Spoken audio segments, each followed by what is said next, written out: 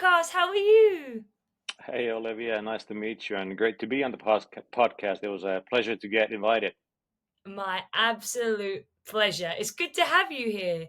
And for those that don't know who you are, who are you? Can you tell us a bit about yourself? I'm a hobbyist woodworker. I do custom furniture mainly as a hobby, but also for done some for actual sales and yeah, that's on the short side. Maybe we'll dig into that a little bit deeper later on.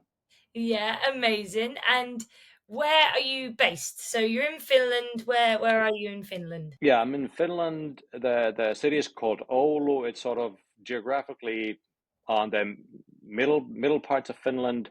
Uh, yeah, it's we're still having winter here, so it's still Yeah. cold. Is it go? Well, I think the UK is having the most bizarre. One minute it is boiling hot, and then in the same day it is Right. pouring down of rain and hailstones. So I don't really know what's going on with the weather here. It's kind of messed. So we're experiencing So, winter. so it's a bit similar here as well. I mean, we're supposed to be a bit on the warmer side already, but we still had like minus 10 degrees last week, and it's not fun anymore. Looking forward to Minus summer. 10. So are you Yeah, yeah. workshop? It must be freezing in there. No, it's luckily it's a heated workshop, so I'm You've not freezing. I'm fairly comfy here inside, but outside it's not cool. not good. Even in minus 10, I would, with a heater, I would be struggling. Right. Be absolutely freezing. So, what is your journey? I guess, what's your story? How did you end up here? Oh, so I suppose I mean as a kid I've always been keen to work with my hands. I've been always, building something, designing something.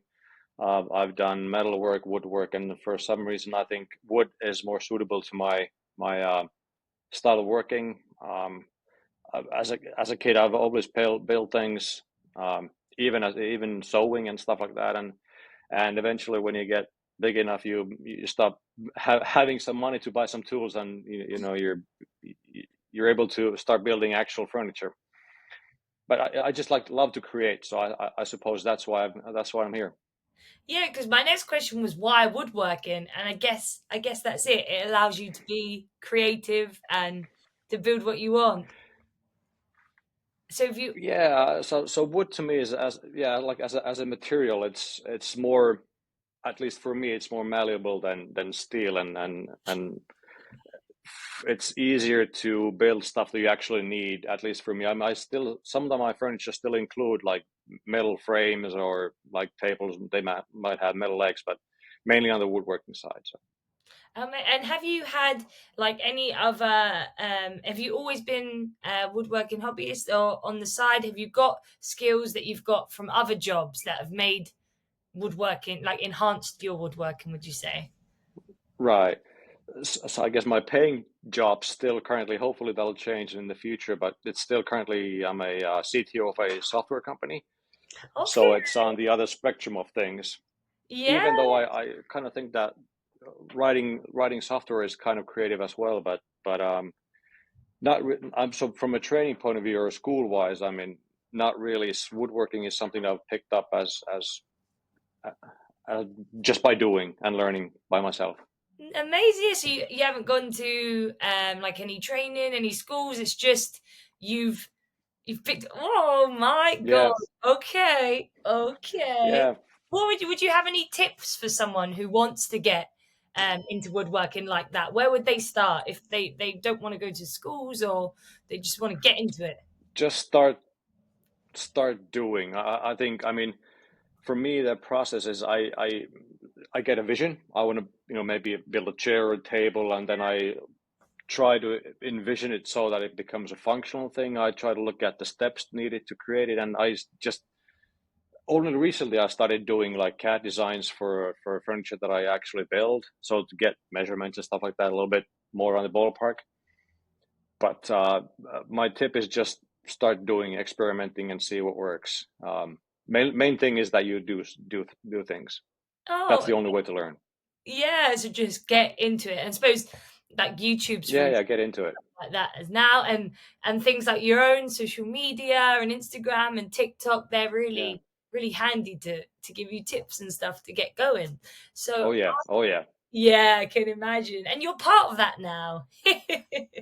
You're part of it. Yeah, it's yeah, it's kind of weird, but really really happy to actually be part of it. It's a nice thing to actually be able to showcase your work to people and have people, comment on them, and someone that like them.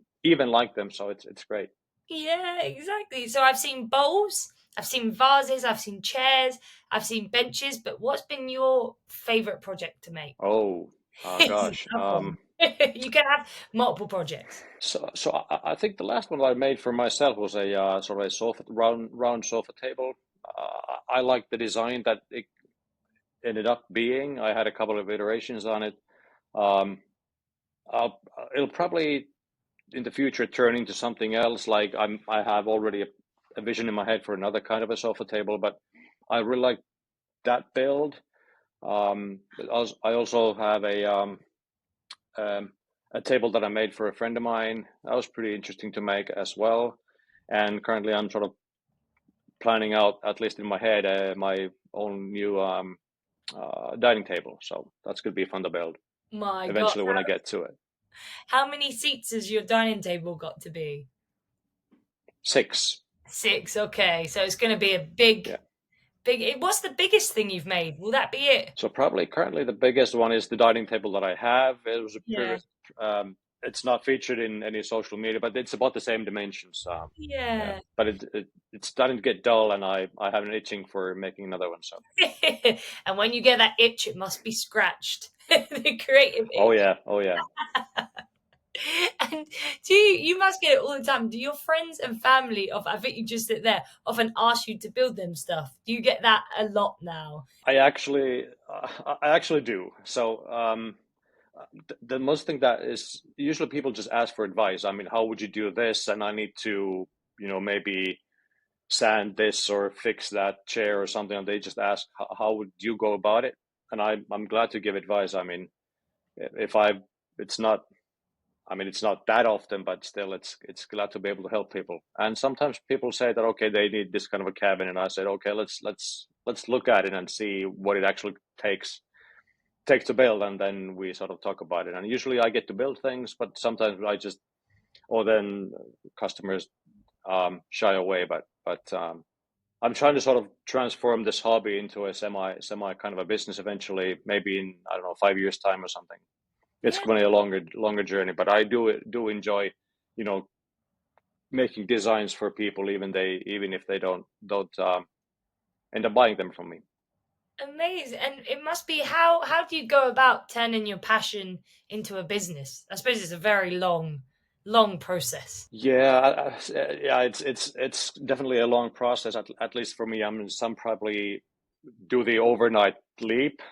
Maybe it's probably not for me, but yeah, I mean, just word of mouth basically on my side. I mean, I've done a few projects and then tell people that, if you have friends or family or something that needs custom furniture or special dimensions that you can't get from stores or pre-made, you know, get in touch and let's see if I can help. And basically, it's this just guerrilla kind of marketing tactics. Yeah, Yeah. exactly. Because you do few like offbeat things on Instagram, and then you'll notice that loads of people will getting you through there because there's word of Yeah, mouth. And yeah. then there's obviously your Instagram, which last time I checked was at 29.3 thousand followers, which is very impressive. I suppose, do you have a tip for those in your position looking to build their following like that? What is your one golden tip? I honestly I don't have a golden tip. I mean, I'm pretty surprised about my follower count as well. I mean, there's been a couple of reels that have really sparked attention, maybe the attention of the algorithm or something. But anyway, um, I try to post things that sort of excite me or showcase something that I do, or maybe a build step or something. But I guess my Achilles heel on sort of posting on Instagram is when I'm making something. I usually just bury my head into making it. I forget to Yes. film things.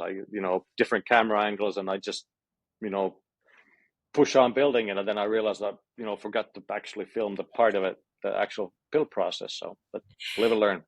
No, it's always the way because you are you've got your full-time job, you've got like your life, Yeah. you've got like the hobby, the passion that you want to change, and then you got social media. How do you balance it all? How do you balance all of it? Sometimes there's creative streaks. So when you're pushing full on in the garage, and sometimes it's there may be a low period. Some Usually it's during nights, during weekends, but then you got to balance out family life as well. So Yeah. it goes up and down, up and down. Ebbs and flows, ebbs and flows, and Oh yeah, creativity oh always yeah, oh comes yeah. to you at the weirdest time as well. I can imagine is your workshop near your house, or is it attached to your house, in your It house? actually is. Yeah, so It's a separate garage. Yeah, so it's a lot harder when you're like, oh, I have an idea. The workshop's so close that you're like, oh, I could just go yeah, to it. I find yeah. that a lot as well, and it will get you at the randomest times creativity. So must keep you. You must have. And the ideas, when the ideas pop to your head, I mean, it might be during the morning, it might be just after you wake up, or you might dream part of it, and it'll just creep up anytime. And it'll get, and then that's it. You have to get up. You have to go to the garage. There's no return. I'll try to jot something down, and yeah, depending on the time of day and how hectic it is on elsewhere around the garage. So depending on that, but I try to at least jot something down. No, I can see. So I can see. I think some festal in the background. But what is a woodworking tool you could not live without? Is it something by? Oh, what I couldn't live it out. Probably. Hmm. Probably my table saw is probably that. I mean, and the planer jointer combo. It's something that you need if you're not buying pre-milled lumber. So, but I actually, so it's not a secret, but I'm kind of a tool nerd. I like to collect tools. I like things that make a sound and do something. So, What is the definition of a tool nerd? um, I don't want to share it. It's something that you see in the background. Well, it looks great. Looks like you've got a very big collection going on back there. Oh yeah. Nice and all festal. There's some other brands as well, but I do like their dust collection capabilities and how they're you know building their tools and their quality. I mean, I do like them. Amazing. And what is your favorite type of wood to work with? Do you have a favorite type of wood? I like ash. I think the grain pattern on ash is nice. I like white oak. It's a shame, for example, in Finland, the main trees are birch and pine and sort of not your typical hardwoods, I suppose.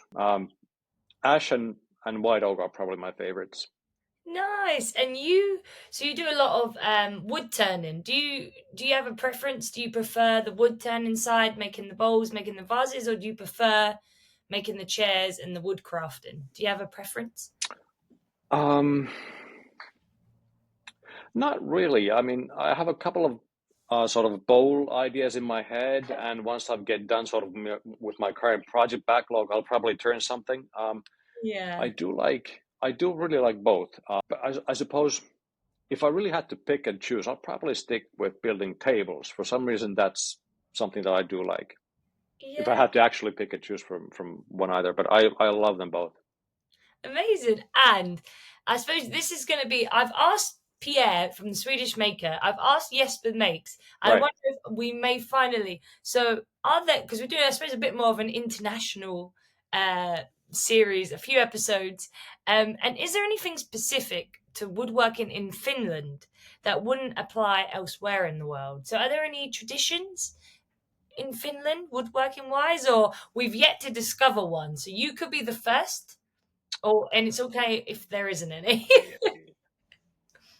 Thank God you took the pressure off because I really can't think of anything.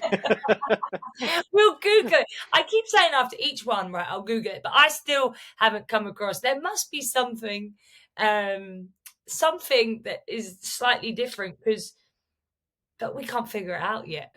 Maybe making like skis and maybe tarring skis. I don't know. Might that contain some sort of location specific skills?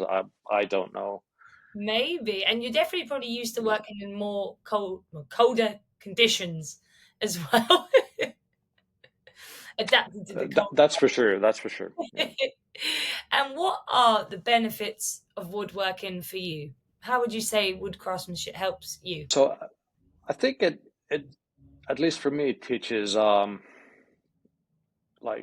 being able to sort of slow down and not rush into building something. You need to think on building steps on the way you, for example, build a table or turn a vase, what you need to do before rushing into a step that you feel like this is something that you should start off. So I suppose patience in a way. But then again, it also, because it's a total different step from my sort of paying job, is it'll it's an outlet for creativity in a way. Yeah, I love that because Yeah. yeah, you've got your everyday job, and then you've got which I'm not saying you are or are not passionate about, but then you've got your real passion, and it's nice to have the balance. Oh yeah. Yeah, okay, Yes. it must be nice to go home and yeah, you have that creative outlet. It must Yeah. be very. Do you have a woodworking inspiration? Do you have someone who inspires you? It could be family, could be anyone, could be a celebrity. I do like. I mean, I don't have any specific like person or maybe a YouTube channel, but I think um, I think the creative community overall in social media, be it Instagram or YouTube, I think because it's easy to get caught up in like just browsing things, browsing things that people have made. It's just a fantastic um, way to share and get inspired. So I think overall, maybe just the community inspires me to create Oh, more. that's a beautiful answer. But That's so there definitely there are a lot of fantastic creators sharing their content in Instagram and YouTube, and especially their process and the ways of working. It's I think especially finding out how people build things. I do like watching that. yeah, and I think that's the thing I've encountered, especially with speaking with makers and creators on the podcast. Everyone's very open, and everyone shares what they've learned and what they've done wrong and what Yeah, they've done right. And it's a very open community, and everyone's like, I've tried this, and people often share like their build plans. I've seen that a lot, and I think that is it's just a really really nice community to be part of. I say I'm yeah. part of it. I cannot build anything. I'm just I'm just in awe of all of you guys building stuff. Right. Thank you. That's okay. And if you weren't a woodworker, if you weren't a maker, what do you think you would be in a parallel universe where perhaps woodworking doesn't exist? Um, It's a hard one. it'll probably have to do something with sports. I've done quite a lot of different sports, be it extreme or sailing, but I'll probably find a mix somewhere between that as a profession. Yeah. Oh, extreme sports. What is the most extremist sport you've done? Um, Probably skydiving, I suppose. That was a long time hobby when I was a little bit younger, but Oh I'll my, probably find something in that avenue. Yeah. nice. And wait, did you skydive in Finland or did you go around the world and skydive? In Finland mainly. I did some traveling across Europe, different drop zones. Did some skydiving there, mainly in Germany, but yeah, mainly in Finland. Yeah. Wow, so you are a daredevil. My God, so you must have no fear. Well, I'm afraid of different things, not heights. Do you have you ever considered a I suppose a stunt of skydiving while also carving some wood? uh, that hasn't yet crossed my mind, but maybe when I retire, I'll I'll shoot up a video or something. Yeah. That would get some serious likes. You would turn in with the lathe. Oh yeah. Yeah. What has been your most difficult project to make? Um, difficult. So I want to say every project when it comes to time gluing things up, that's the most difficult thing. I mean, that'll get your heart racing more than skydiving, at least for me, at least. I mean, trying to figure out, how to glue things up and how fast you need to move before the glue sets, and before if you messed it up, can you break it apart? And yeah, Oh my God. I think glue ups. Yeah. Glue ups. We do like an ambassador event, and I remember everyone was really calm, and then it came to the glue up stage, and I saw everyone's eyes just widen, and everyone was in a panic, and it was like a whole different set of people Oh coming yeah. in it as well. We built I've mentioned it on the podcast like 1,000 times, a very, very bad three-legged table. And I remember the person that was helping us build it Right. just said, "This is life or death now." And I was like, "What?" Oh yeah. He was like, "If you mess this up now, it's game over. All that hard work is Yeah. for nothing." And I was just like, Yeah. so, That's definitely the. Your project might be difficult to build, but when it comes time to actually finishing and gluing it up, that's the most dreadful part. my God, do you have any But tips? usually goes preparation, I suppose, is key. I mean, at least I do at least one dry run. I mean, how I'm gonna do it. In what kind of steps, which joint goes into which first, and how I clamp it, and then try to sort of visualize it in the brain before you actually start spreading glue. My God, so Yeah. much thought goes into the project. You can clearly see how much thought and passion goes into your projects. Oh yeah. Yeah, a lot of planning. And what are your plans for 2024? It can be woodworking, Oh, good holidays. question. Um, so my it was already during last year. My goal was to get my YouTube channel started, and Yeah. as I mentioned, my next dining room table, that's sort of a project that I'm trying to get the channel up and running, be the first sort of bigger project that I make, and try to create an actual YouTube video instead of a short Instagram reel about it, and let's see how that goes. So that's definitely the target. Yeah, because I think the world is moving weirdly enough back into longer format. It's like it was long format. Yeah, it seems. Yeah. Yeah.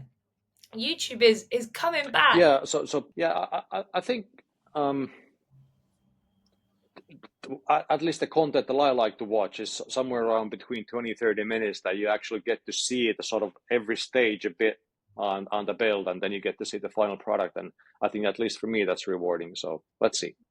Yeah, it would be as soon as that's up, you'll have to send us the link. I would love to check out your YouTube Oh, channel. we'll do. Yeah, as soon as it's up. We'll And is do. there anything coming up that you want to promote? Like, where can we find you on socials? What will your YouTube channel name be when it comes out? So my Instagram handle is levon6. Go check that out. I already have the YouTube channel set up. It's under the same handle, levon6 as well. I do have a TikTok account as well with the same handle, but I sort of try to mirror their content on Instagram to TikTok. Sometimes I fail to do it. Sometimes I remember to do it. So IG is currently the sort of the primary source for my content that I do. Hopefully, YouTube will start during this year. Yeah, That's my target. we'll wait patiently for it, Mika. We wait patiently. Cheers. Well, thank you so much for your time. It has been a pleasure learning more about you. It's nice to know the person behind the Instagram handle, I always think. And I can't wait to see what projects you come up with next. I'm looking forward to your YouTube channel. All right. Cheers, Olivia. It was a Thank you pleasure. so much, Miko. All right. Cheers.